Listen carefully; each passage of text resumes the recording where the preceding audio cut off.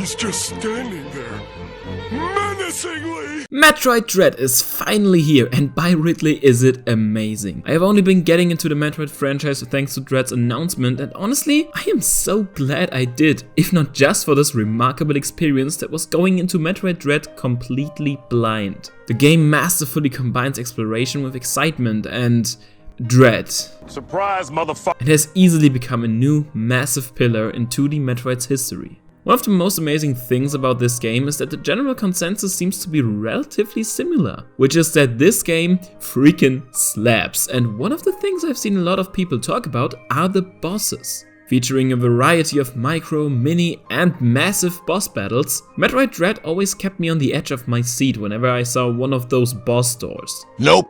So I wanted to dig a little deeper and look at every boss battle in order to determine what exactly makes them so great, which is just one of many things that make this game absolutely incredible.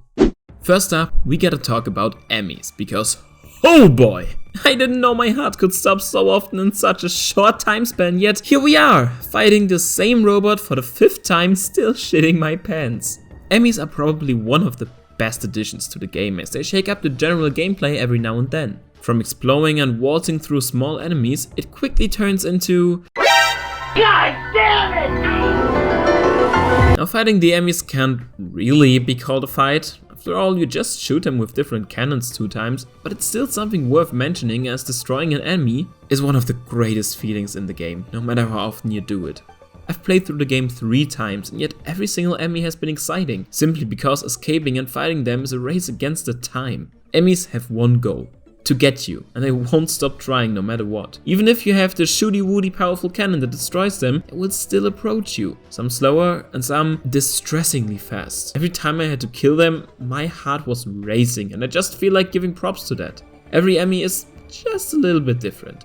Mix that together with changing environment, and each EMMI is a different story. It's just really good, and I love how you always get a new ability from them. One thing I really loved about Fusion was that you could always guess which ability you'd get from each boss, because they kinda sorta used them too. So I'm glad that kinda sorta returned with the EMMIs, amongst other. As it's really fun guessing which ability you'd get next, making the EMMIs an even more desperate challenge.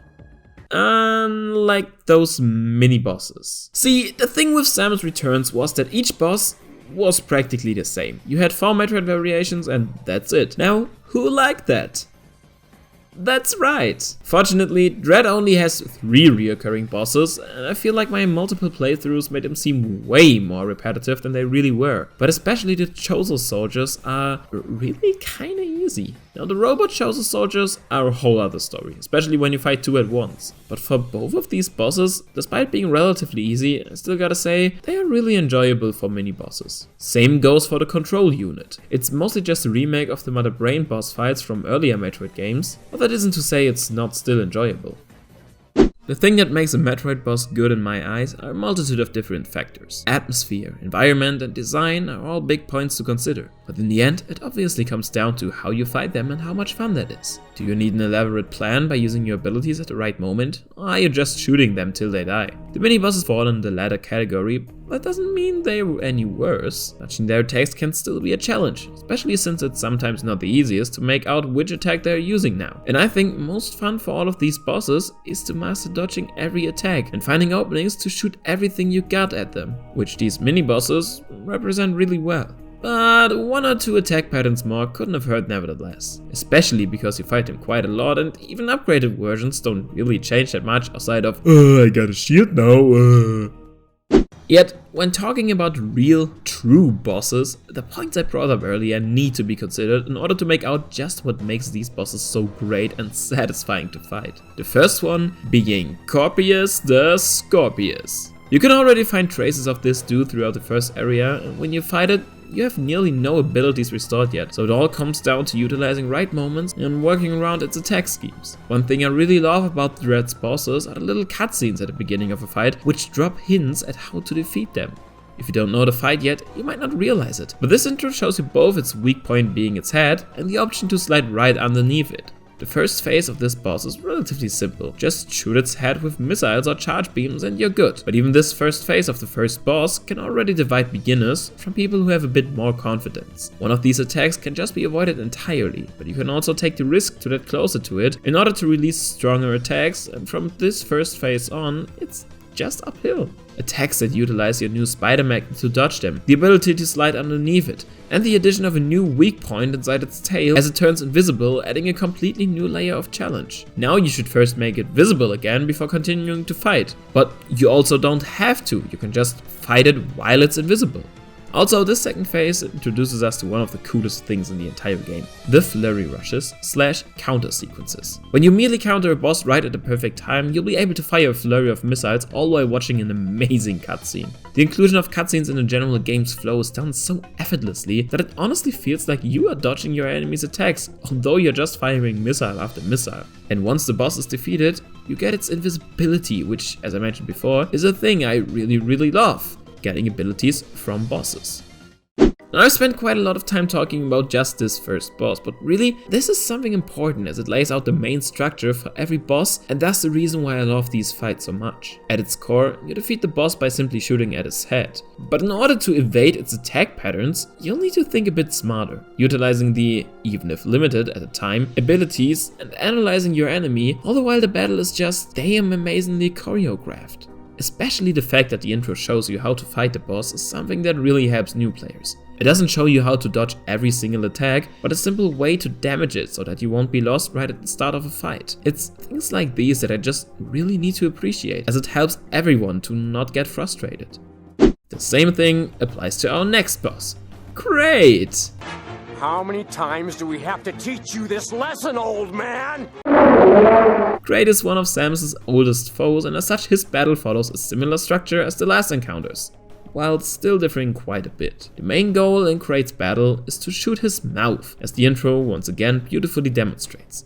While doing so, you need to dodge his fingernails and fireballs. This boss fight is probably my favorite in terms of how it makes the player feel smart. He doesn't have quite a lot of attacks, so getting behind him is relatively easy, but it still makes you feel so good. Like you just outsmarted a space pirate yourself. When he throws up those balls, you can simply destroy him by shooting at them, which in itself is super easy. But every now and then he'll also spit out a fireball aimed directly at you, making it difficult to just stand around and shoot everything. But by simply dodging every few seconds, you can get the feeling of mastering dodging, although you're only shooting and moving around every now and then. The second phase of Kraid has always featured his weird belly buttons where you can shoot thingies from. In past Metroid games, this fight could have gotten easily frustrating because you had to climb those thingies in order to reach his head. But this time you only have to shoot his painfully obvious weak point, ew, a couple of times, which brings you back up where you can actually stay for a relatively long time as long as you master dodging and countering. The atmosphere during this battle is incredible as you're backed into a corner with no escape, always fearing the chains might break any second. Oh,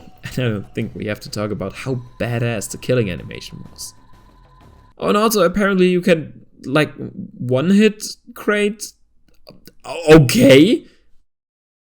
Now the Kraid fight didn't really utilize our abilities that much, since at this point in the game you really don't have that many, but things will change from now on. Drogyga, also known as why didn't you have a second phase, might be a bit underwhelming because of not having a second phase, but the first phase we got was actually pretty good. The fight can be a bit confusing at first, but once you see through the attack patterns, it once again becomes a really satisfying experience. The weak point is pretty obvious right from the get-go, but dodging its one attack while shooting it can be quite hard, until you realize that blue means weak and you're good to go. Just destroy the blue balls and keep on shooting. After you've destroyed the weak point, you'll need to activate these mechanisms, which we've already encountered a bit earlier in the game. Once again, the game uses mechanics we've seen before in a new way to make it easier for us to understand what to do by recognizing familiar patterns. But wait, we'll need to shoot two of those. How will we manage that? One thing you realize when replaying the game is just how good the grappling beam can be used to traverse through water faster, and this is your first exposure to this. It's really understandable, but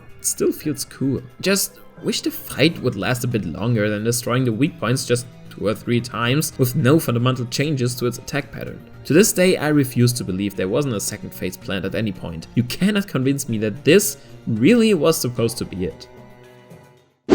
After that, a lot, and I mean a lot of stuff happens, and somehow Samus releases the X-Parasite to CDR. A deadly parasite that absorbs and transmutates its prey, creating much stronger and bigger monsters to face. The first boss-worthy mutation of a regular enemy we encounter is Escue, or as I like to call it, holy shit, why can I still not dodge these attacks? Escue really isn't that much of a boss and rather a really powerful enemy, as it has no grand cinematics or even a counter sequence. But honestly, it fits out this role pretty perfectly as well. This monster only has 3 attacks, but it introduces you to how bosses can look like now that the X-Parasite is back in the picture. A normal enemy you've seen before mutated to a much more threatening foe. And not just that, but it also reintroduces the big X-Parasites that were present in Metroid Fusion. Basically, after you defeat a boss, you need to fight the core of its mutation too, and while that battle ain't quite that hard, it's still better to slowly be introduced to this new form of foe through a smaller scaled boss. Also, once Samus absorbs the X-Parasite, she gets probably the best weapon in the game, the Storm Missiles, which just make everything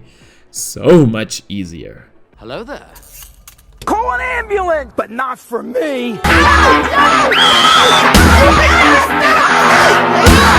All fundamentally new abilities in this game are either obtained through Aeon or by absorbing an X, which mimic another enemy. This is just a small detail, but still so cool, because it gives us an in-game explanation as to why she didn't have those abilities earlier on. After all, in Metroid Dread, Samus mainly just recollects the abilities she had before, so adding new ones through things like the X is really smart.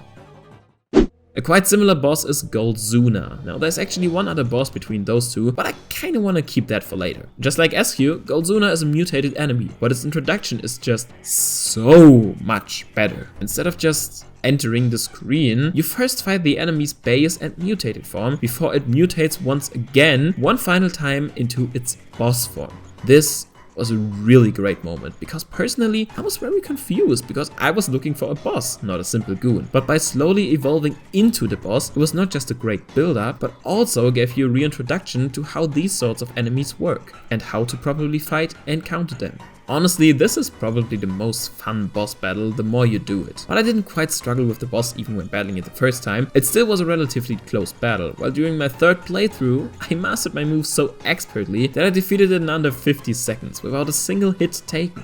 In this battle, a lot of your abilities come to play, and what I just love about it is how you can try and dodge attacks in many different ways. You can slide underneath it, use the space jump to jump above it, or just activate your flash shift, which, if I haven't mentioned it yet, is the best ability in game. While the battle itself isn't all that hard, I also enjoyed trying to guess what kind of ability I'd get from this dude. The cross bombs are a new and really damn cool addition, so I can't help but really adore this boss, if not just for how badass it makes you feel once you've mastered it.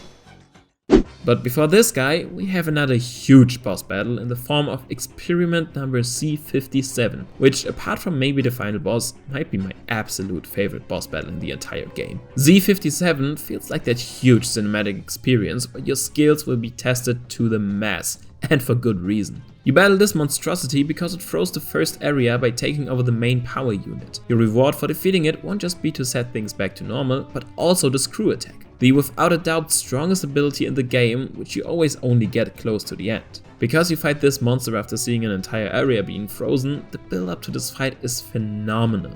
As you get closer to the power unit, you realize there is something big waiting for you. But it's not just that. C57 can actually be encountered much earlier in the game, where it has a huge presence in the background being experimented at. Because of that, you immediately recognize it and its motivations. Most Metroid bosses are just giant monsters out to kill you, but this thing was a living experiment, being taken over by the X. It's now filled with endless wrath, trying to take it out on everyone coming close. But we need to kill it nevertheless. As I've said, this fight is amazing. Unlike most other bosses, C57 doesn't have a weak spot and instead sometimes disappears into the background, preventing you from damaging it. Its attacks are relatively easy to understand, but not quite that easy to avoid and counter. Entering the counter sequence, despite it being the best in the game, is quite hard actually, so this incredibly overpowered mechanic that carried you through most encounters beforehand won't work that well this time. While the first phase is already exciting on its own, the battle excels during the second one. C57 probably has the most changes in its second phase, apart from the final boss, powering or switching up pretty much every single one of its attacks.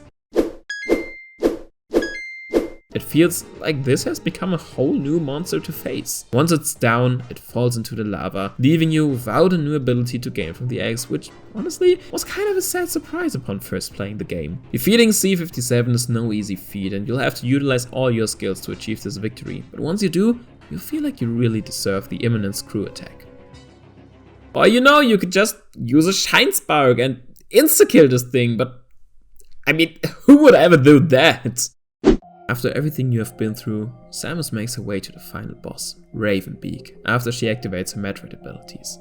These allow her to drain her enemy's energy, opening a lot of new doors for her, but in order to save these powers from the clutches of evil, in order to secure the final Metroid once again, she, Samus Aran, has to face the final challenge.